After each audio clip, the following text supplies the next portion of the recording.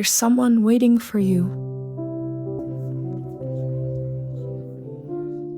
Someone you've known your entire life, yet somehow left behind. A tiny voice inside that's been trying to reach you for years. When we're hurt as children, we make decisions that help us survive. But in surviving, parts of us get locked away, abandoned in moments of unbearable pain. Do you remember where you left yourself? Was it in that bedroom, hiding under covers as screams echoed through the walls? Did you promise yourself you'd never cry again because no one came when you did? Or perhaps you're still standing at that window, tiny hands pressed against cold glass, watching someone walk away while whispering to yourself that you weren't worth staying for. Maybe you're frozen in that hospital corridor, the one where childhood ended in an instant, where you learned that loving means losing, so you decided never to love that deeply again. You might be that child who became the parent, making meals when you could barely reach the stove, tucking siblings into bed with stories you made up to drown out the chaos downstairs. The one who whispered, "I'll take care of everything,"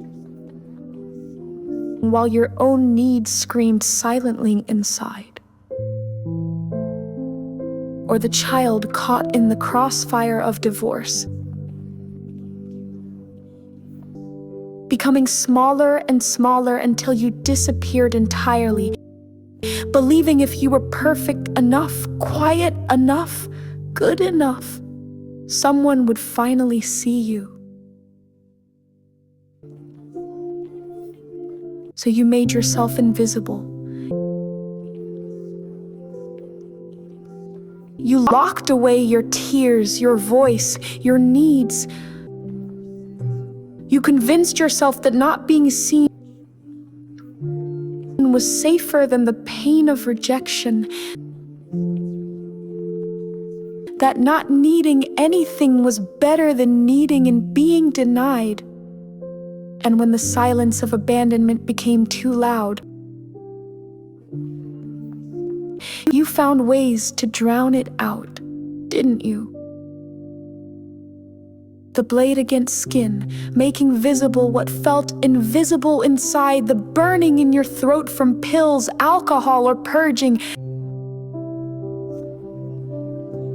Anything to feel something else, anything but the emptiness.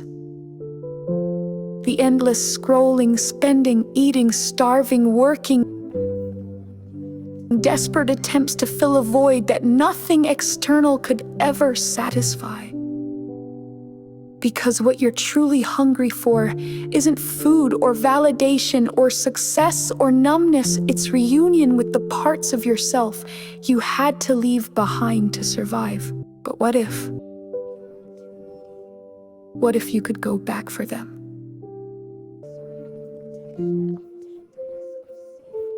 What would happen if I stopped protecting myself and just decided to love myself? What if today you embark on the most important rescue mission of your life, the journey back to yourself?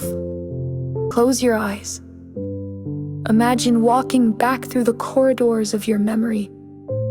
You're stronger now, you've survived, and you're going back for the one you had to leave behind. Find that child, kneel down, look into their eyes that have waited so long to be seen, and tell them, "I'm sorry I couldn't come sooner. It wasn't your fault. None of it was ever your fault. You weren't too much.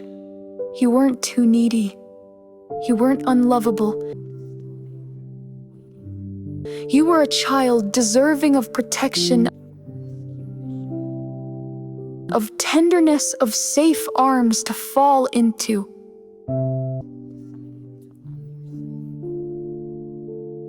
And I'm here now. I won't leave you alone again. This is how healing begins. Not with forcing yourself to be better, but by turning toward the wounded parts with fierce compassion, by hearing the stories they've been trying to tell you, by being the one who finally listens. This isn't a journey you have to walk alone. Reach out. Find a therapist, a support group, a friend who understands.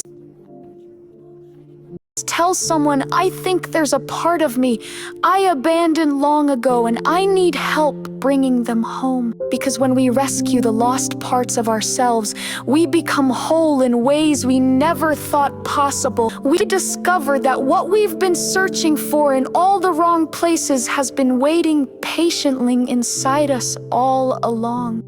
Your abandoned child is still there, waiting, and it's never too late for a rescue mission. What would happen if you stopped protecting yourself and just decided to love yourself?